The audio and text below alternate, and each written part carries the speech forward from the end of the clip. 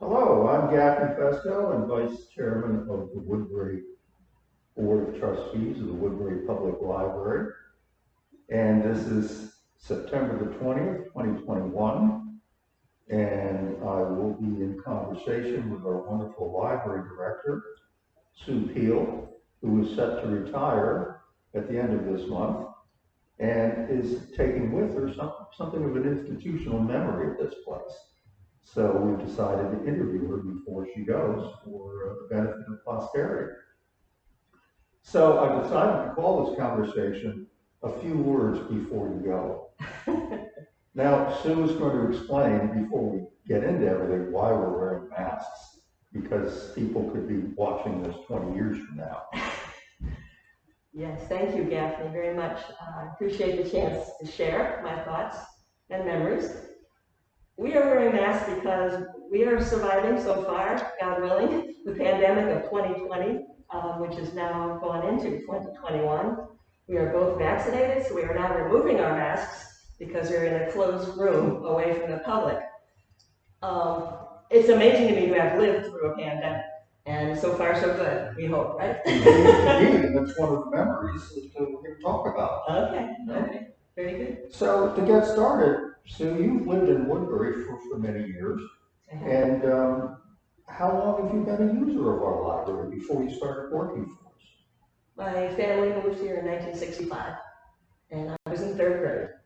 And that's when I became a user. You were a user in the third grade, huh? Absolutely, because Mitchell Elementary School, which I attended, came to the library, and they learned about library rules and how to borrow books and the importance of it.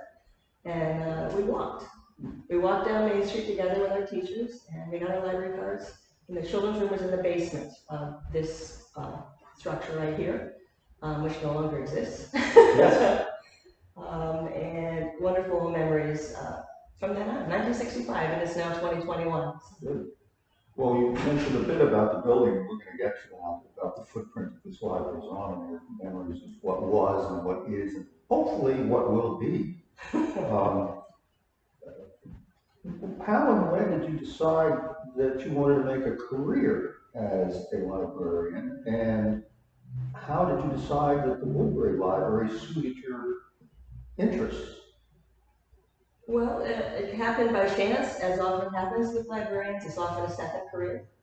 I was an environmental educator for my first career. I was at the Children's Museum in West Hartford teaching about nature. I ended up, after a couple other strange jobs, here in town at Flanders Nature Center, where I was their first director of education, where I taught about animals. And then I was married and had my children, and I had two young girls at home and started to go a little nutty, and I needed a part-time job to get out of the house. Good. So I was looking in the newspaper and found a part-time assistant children's librarian position, very part-time, and I could do my nature stories during story time. So I thought. And what year was this roughly? 92. October of 92 is when I started here, which was 29 years ago, almost. Okay. And it was very part-time, and that grew into a full-time job. You want me to just go through the years here yet? If you want to, we do have a protocol of questions, but well, I'll tell you. Let me just mention one thing. You remember the characteristic of a librarian, sort of a Marian librarian type. Absolutely. With a bun in her hair, secured by a knitting needle, and her job seemed to be shushing everybody in a library.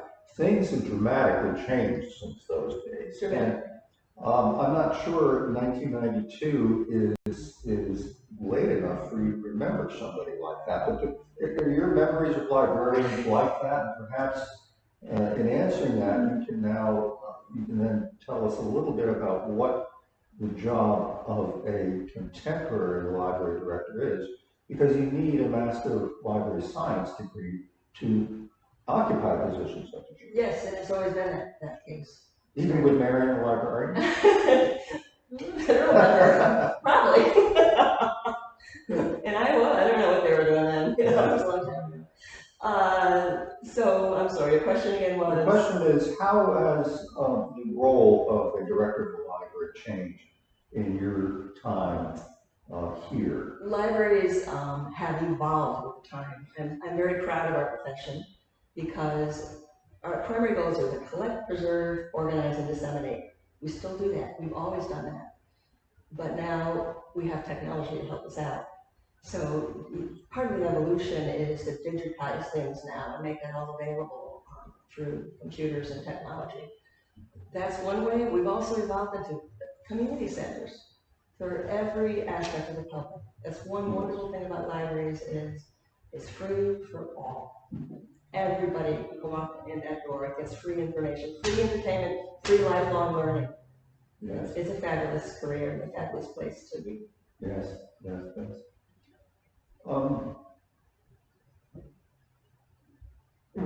What does, you mentioned some characteristics of what the contemporary library director is expected to do.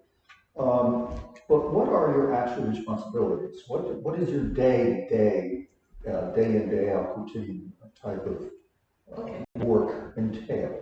Ordering the materials, the books, the DVDs, right now, until that technology goes away, the books on CD.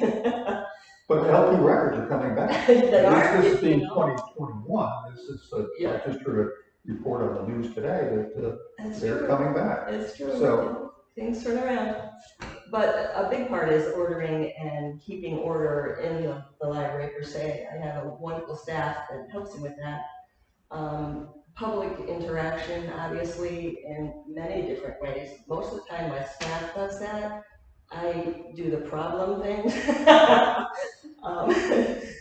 Issues that may come up, and a big part of it is the building. Believe it or not, and they don't teach you that in library school. yeah. Taking care of a building, from the toilets to the air conditioning systems to the sidewalks, you name it. Oh yeah. Yeah, staffing is a big part of it as well. Keeping the place staffed. We're open 7 days a week for 3/4 of the year and 2 evenings, so and 2 floors. So we have 7 full-time and 8 part-time right now, staff members to do that. And there's a lot of... How big a community is Woodbury? What is the population? We're still under 10,000. I think we're on 9,700 right now. And people do come from other towns to visit this library as well. Lots of other people, yes. And I don't have a figure in my head. You're going to ask me that. But, our what we would call our kinetic card statistics, which is now Borrow CT, I think, are over 3,000 every month. People, transactions. And have you seen that grown dramatically since 1992 when you first arrived here? I wasn't involved in statistics in my first part of my career here, so I don't honestly know, but it did grow in the time I was looking at it, and then the pandemic hit, of course, and now we're coming back slowly. And people love us from other towns too. I can say that. I am prejudiced. Yeah. But we get a lot of comments on how much they love the Woodbury Public Library, and I'll be honest with you, it's our staff. Our collection and our programming. Those 3 things are the biggies, and we're 100% excellent level. And even as you mentioned, during the pandemic, when you had closed the physical building, you were still serving the public and curbside deliveries and pickups and so forth. Yes, so and you never actually really closed. No, we never actually closed.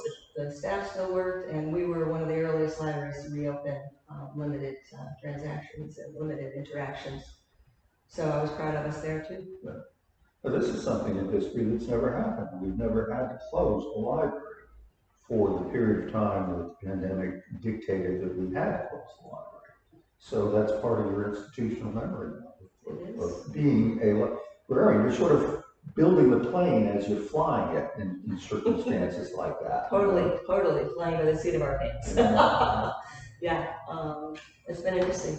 You mentioned, Sue, about part of the responsibility is maintaining the physical plan of the building. Maybe this is the right time to just sort of jump in a little bit and explain the physical aspects of the Woodbury Public Library. We have 2 separate buildings, basically, which is an amalgam, which has been amalgamated into sort of a unified whole. Can you just for 3 seconds talk about the building we're now sitting in and how it became a library, and then how you grew out into the building next door. Sure. I might as well just throw out the history of the library. Sure, absolutely. How it actually first started, and it was in 1772, and that was only in existence for a few years. And I'm referring to my notes because I don't want to mess up the dates.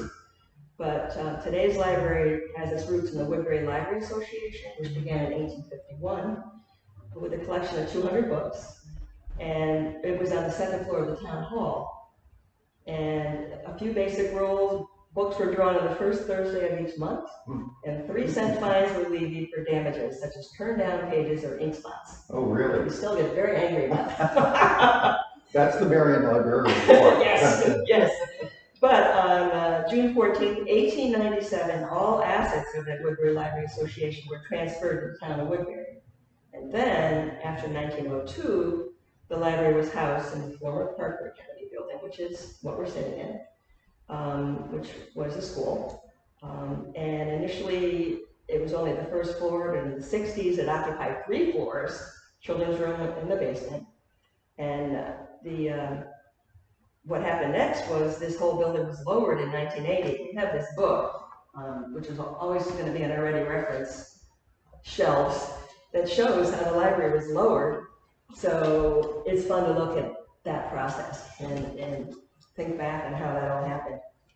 Yes, indeed. And that library was expanded. Once that was sunk, we added the rest of the library. And what year was that? 1980. 1980.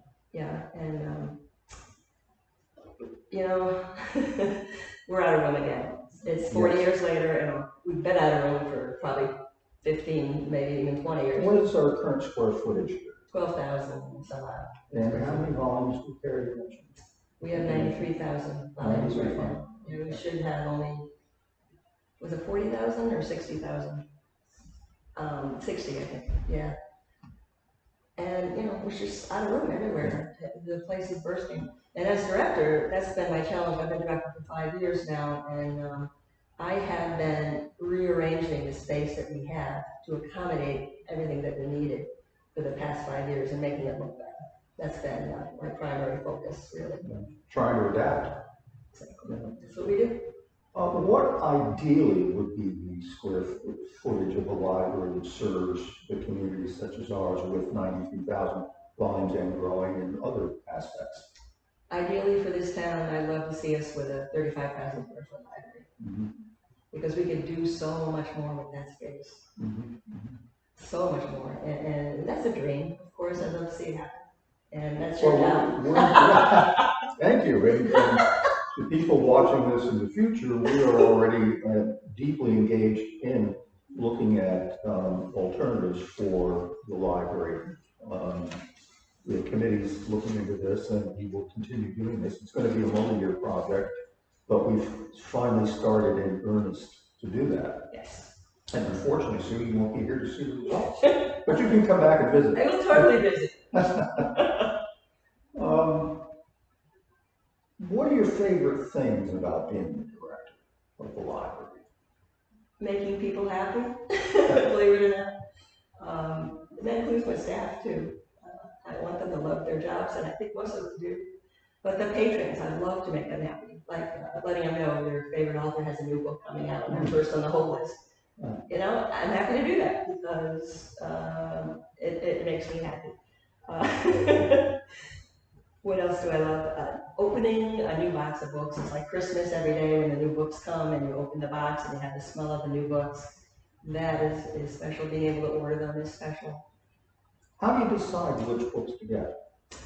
Mainly, we read journals, library-related journals, and we also go by patron recommendations and staff recommendations. And of course, we always find the bestsellers because we know those are going to circulate like crazy.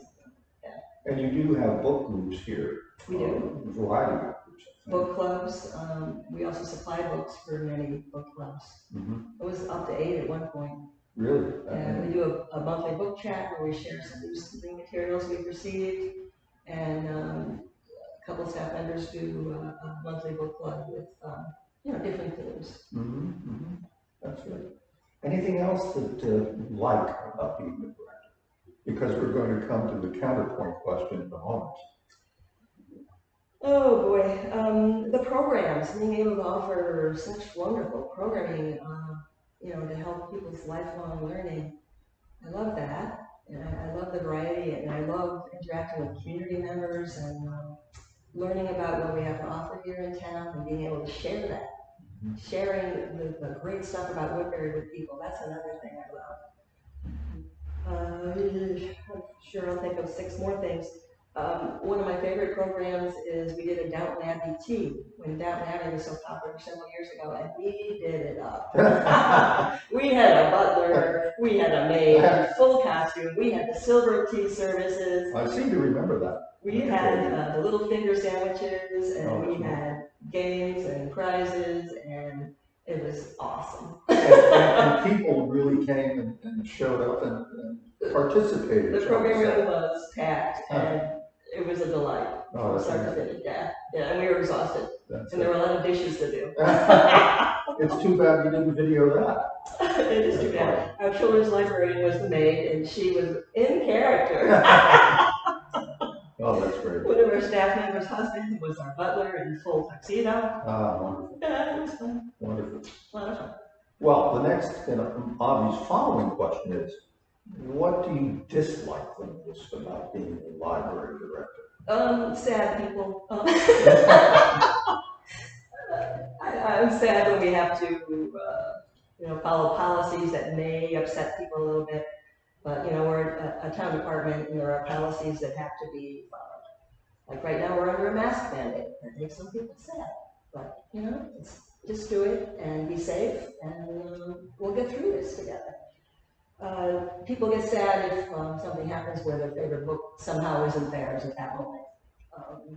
People get sad over the silliest things, but it always makes me unhappy to have people not happy. Because we love, people come in here with a question, they're going to leave with an answer, or else we're going to research to death until we get the answer for them. Because we're known for that. Again, it's our wonderful staff. Yeah. So that makes me sad, and building issues make me sad. The building is older now. 1980 it was a little fresher, but the old part was old then. And there's issues, and having to deal with those issues, and then finding the funds to deal with them is not particularly fun. You mentioned funding just now.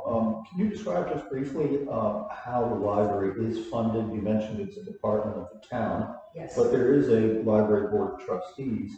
It's not a governing board, it's an advisory board. And to whom does that board report and advise? And what kind of budget do you have from the town? Well, you advise me primarily, and you're my support. And you're also the group that, advocates for us in the community. So important.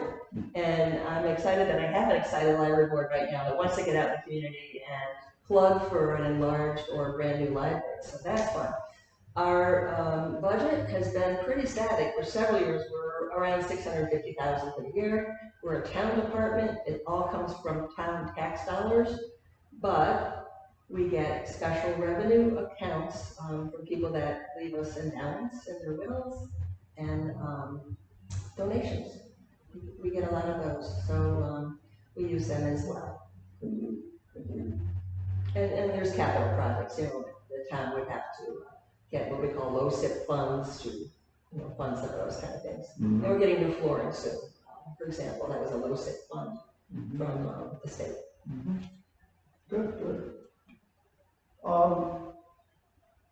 You've hit on a bit on this next question in our conversation, but in your eyes, how has the community changed, and how is their use of the library changed? Well, in other words, what do you see that the community requires more than just simply coming and borrowing books and reading periodicals? The community needs technology. I think that's probably what they need the most of. We have a lot more people that are retired too that come in here that are looking for something to do with their time. So, they might want to find out more from a program person about a hobby. So again, lifelong learning. but they really are interested in computer stuff, and they like learning software for, photographs for, their grandchildren, for learning how on their smartphones, which didn't, the world has amazingly evolved in the past 20 years. Yeah. Indeed.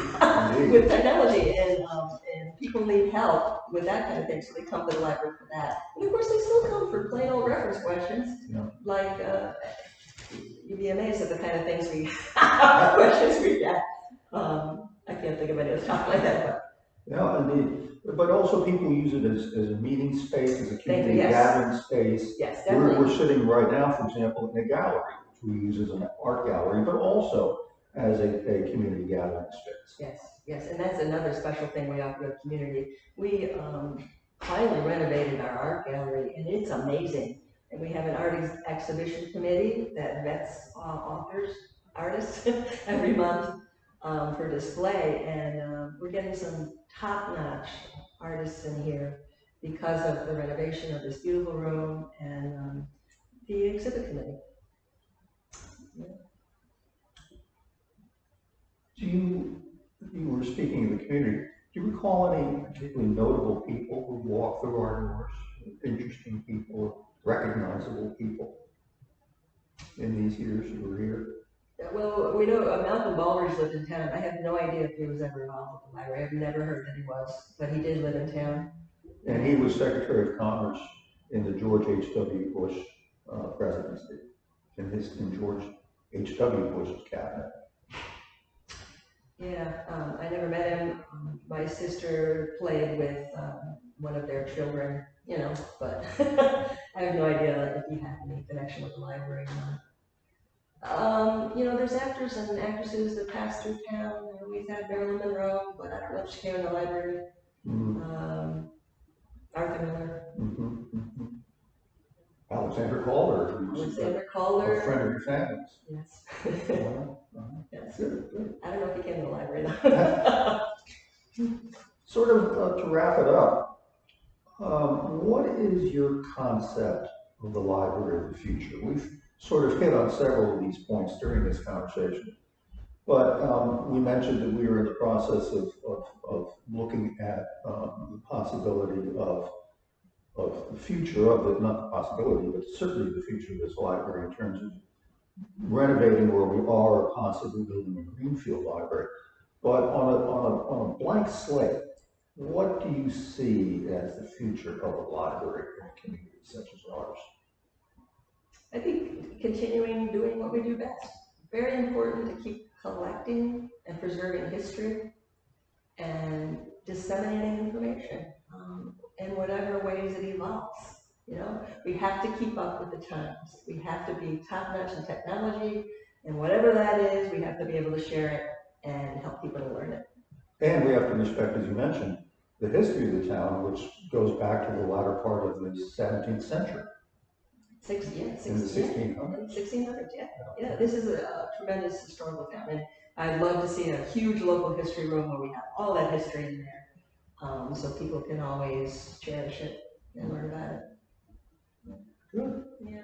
Well, anything else as we wrap up that you can think of that you want to say as you sort of walk out the door into hopefully a happy retirement down in South Carolina? Yes. Thanks for the memories. It's been a delight and an honor and a privilege to work for the town of Woodbury and be here for 29 years, working my ways up through the ranks. And a special thanks to the former director, Patricia Lund, who encouraged me to go for my master's degree when I was about to come downstairs to become adult services librarian, because she changed my life. And where did you get that master's degree? Southern Connecticut State University, yes. And there are several universities that I understand offer analysis. Oh yeah, and now you can do it, the whole thing online if you wanted to. Oh, really? When I got my master's in 2003, I had 3 young children. I was working here full time, and it took me 3.5 years, but I got it. And, Good for you. Well worth it. That's perseverance. well worth it. Indeed. I would encourage anyone to go into this career. It's very, very gratifying and fulfilling. And I tell you, I'm going to give a shout out to my staff because they make every day so much better, and the patrons in our community. I love them all, and I'll have many tears. Well, hopefully not now. Well, this wraps it up. Sue, may I thank you very much indeed for sitting for this conversation. Yes. And it will be available to anybody who wants to watch and for the future. Thanks very much. Thank you, Gaffney.